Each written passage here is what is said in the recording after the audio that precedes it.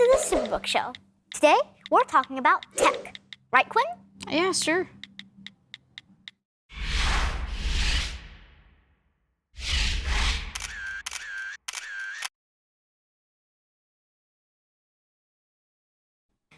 What you doing?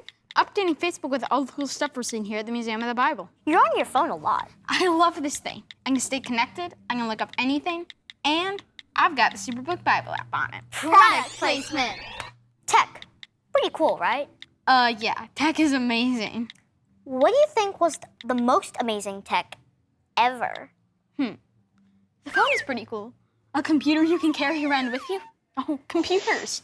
What would our phones be without them? Those are both Then there's television, game stations, iPods, motorcycles. very good tech, but The app that tells you when you're near a restaurant that has black button banana cream pie, or the app that lights up when Krispy Kreme donuts are hot and fresh, or the app that... Great apps, one and all. But what if I told you that there was a piece of tech that caused the fall of empires? Empires? Plural? That would be powerful. Or a tech that caused the rise of democracy? Nice. How about a piece of tech that led to the idea of universal education? Universal education? Everyone should get to go to school. You mean there was a time when I didn't have to go to school? Focus. Or a piece of tech that led to the modern scientific revolution? Hold on, you're leading up to something. Cough it up. Everything I just mentioned, from modern democracy to the scientific revolution, all came from the same piece of technology. What? Tell me all about it. Better yet, let's talk to an expert. Hi, everyone. Hey, how are you? I'm good. How are you guys today? Good, how are you? Yeah. What are your names? What's your My name? name is Alithia. Alithia, it's nice to meet you. And I'm Quinn. And you're Quinn, it's nice to meet you. My name is Jackie. Thank you so much for joining us today at the museum. Now, this very impressive piece of machinery behind me here, this is what is used to print the very first printed book in the Western Hemisphere, the Gutenberg Bible. So before this comes along in the year 1450, books and Bibles have to be written out by hand. How long do you think it would take to write out a Bible?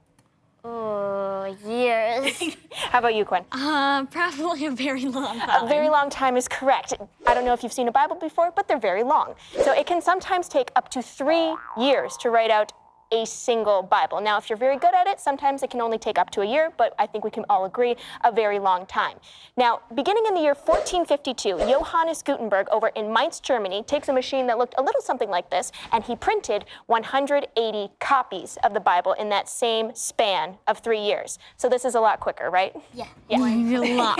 Now, because it's so much faster and so much cheaper to produce books, this makes books much more available for the common person. You know, not just the nobility, not just the clergy, but the common man, people like you and me. We were finally able to buy books for ourselves. Now, up until this point, none of us knew how to read. But because we can buy books now, we start to learn how to read. And so literacy rates across Europe skyrocket after this. And at the beginning of the 1400s, there was only about 100,000 books in the Western Hemisphere. By the end of the 1400s, as we go into the Renaissance, there may have been as many as 10 million books. All thanks to this machine right here. Now, believe it or not, this machine right here behind me, this could be completely wrong. We have no idea what Gutenberg's press looked like because no images survive of the Gutenberg printing press. So like I said, this could be completely and utterly wrong. Now, with that being said, many scholars do agree it was probably based off a wine or an olive press like what we have here, hence the corkscrew top. So would you two like to help me print a page of the Bible today? Yeah, Awesome, sure. come on up. All right, my friends. So what do you see here? What does this look like? Some sort of text. Text is correct. Do you happen to know what language this is? Oh, it looks like German? German's a good guess. How about you, Quinn? Hebrew, maybe? Hebrew is also a good guess, but it's actually in Latin. So Gutenberg was printing between the years of 1452 and 1455. This is about 70 years before the Protestant Reformation, so there were no Bibles and languages that people like you and me would actually understand. No German, no English, nothing like that. Only Latin, the language of the church. Now, you two are in luck because we are not using Gutenberg's movable type today. This, as you can see, is not going anywhere. However, at the time of Gutenberg, it would have been the job of you two, my apprentices, to take every single individual letter that you see here and arrange it backwards in a complete mirror image of what we would read on a printed page, and as an added bonus, in Latin as well. So, how long do you think it would take to set up just one page? Probably a couple days, maybe one day. Maybe couple days, close to a week. Not quite that long, but it can sometimes take up to 14 hours to set up just one page. So I'm very glad we don't have to do that today. Now, Quinn, can you grab those 2 ink balls that you see over there, those mushrooms? Yes. Now go ahead, can you give one to Alethea? Now, what does this material feel like here? What does that feel like? Leather. Leather is correct. At the time of Gutenberg, they were using dog hide at the time, but don't worry, no puppies were harmed in the making of these replicas. And they are stuffed with wool or hair. Now, can I have these, please? So what they would do at the time of Gutenberg is we would roll the ink between the balls like this, and then we would take one ball and rock it back and forth across like that until we had an even coverage across the page. Now, by the 1700s, printers began applying ink using rollers, which is what we are going to use today because it's much easier. So, Alethea, can you please put that back over there for me? Quinn, could you grab that roller there? Yes. And pass it on over to me. So what we're going to do today, my friends, you 2 are going to stand right there. I'm going to roll this across the letters to you, and then you're going to roll it on back to me, okay? Here we go. So nice and easy, just like that. Go ahead, you can each get a hand on a side. Excellent. Have you 2 done this before?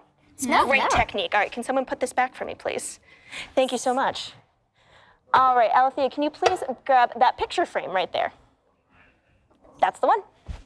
Yes, my friend. Now, this right here, this is called a frisket. Can you 2 say frisket? Frisket. Very good. It's like a biscuit, but you don't want to dip it in gravy. Now, the frisket here, this holds and stabilizes the paper during the printing process. So what we're going to do, I'm going to line this up for us here. And can you each please get a hand on the frisket? So on my count, we're going to very gently lay this on the typeset. Ready? 1, 2, 3. Very gently. Excellent. Okay, can someone please slide the casket underneath the platen there? Very good. All right, can I have a friend stand right there and another friend stand over here for me? Excellent. Now, when I say go, you're going to pass that lever across to this side of the press here, and we're going to turn the corkscrew and lower the platen here onto the frisket paper and typeset, and we press the ink down onto the page, hence the name, Printing Press. All right, go ahead and bring that on across, please.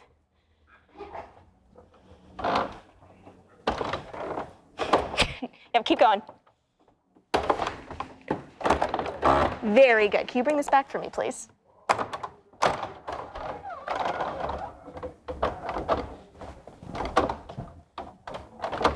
All right, excellent work. Now, can someone please slide the casket back out to the pin there?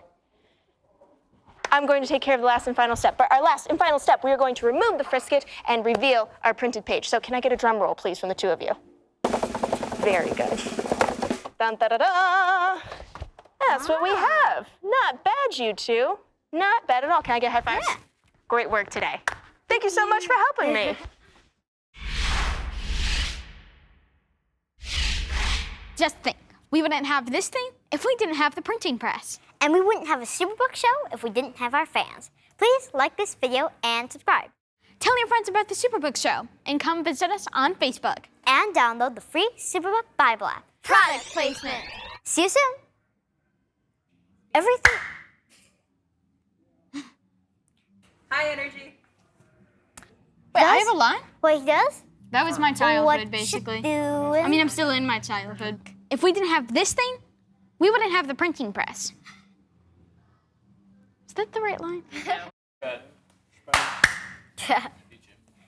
Good.